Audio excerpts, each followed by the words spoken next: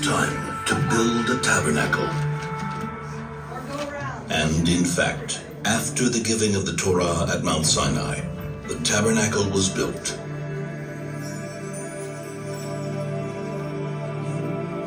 The tabernacle is a portable, temporary temple. But for 39 years, it accompanied us in our wanderings through the desert, taken apart and reassembled again and again.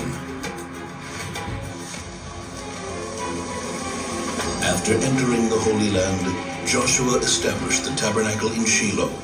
The Shiloh tabernacle is built of a stone foundation and wooden beams, and covered by layers of fabric, a combination symbolizing the transition from a temporary tabernacle to a more permanent one. Shiloh is to be the dwelling place of the Shekhinah, the divine presence, the holiest site for the Jewish people for 369 years. The tabernacle was comprised of two main parts, the courtyard and the tabernacle tent.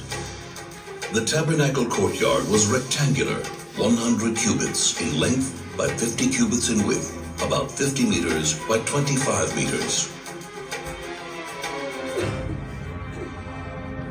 In the heart of the courtyard stood the altar, made of wood overlaid with copper.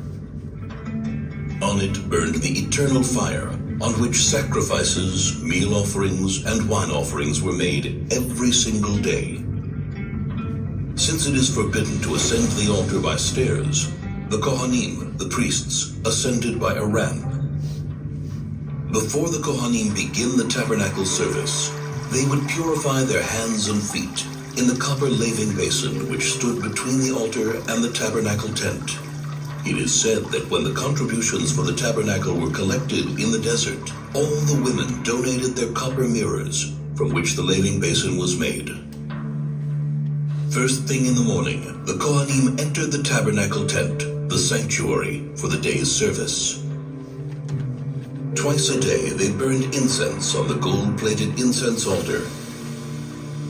A blend of 11 special spices, which were placed on the coals, and whose wonderful perfume wafted far into the distance.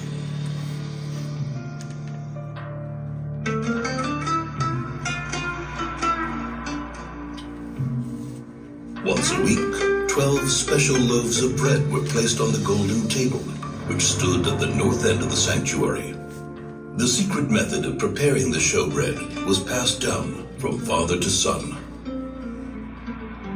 Every evening, the candles of the seven-branched menorah, which stood in the south across from the table, were kindled. The menorah was made of a single piece of solid gold and ornamented with flower-like cups, buds, and blossoms.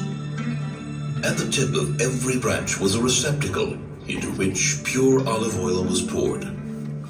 Ever since, the menorah has been one of the symbols of the Jewish nation.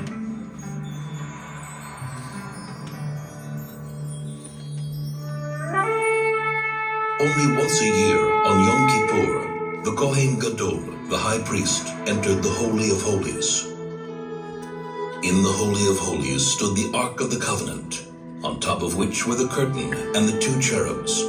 The cherubs were in the form of two angels, facing each other, with wings outstretched over the Ark. Inside the Ark were the tablets of the covenant, the first tablets, which were broken by Moses, and the second, unbroken tablets. The tablets and the broken tablets lie inside the Ark. This is the place from which God's voice is heard. And I will speak to you from above the Ark cover, between the two cherubs, which are above the Ark of the Covenant.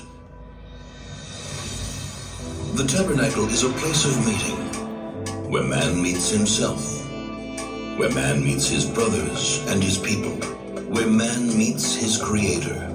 There is much more to it than meets the eye. The clues and secrets hidden in every part of the tabernacle and its vessels are many and lofty. For 369 years, the tabernacle dwelt in Shiloh until the city was destroyed by the Philistines. It then wandered until Solomon built the temple in Jerusalem.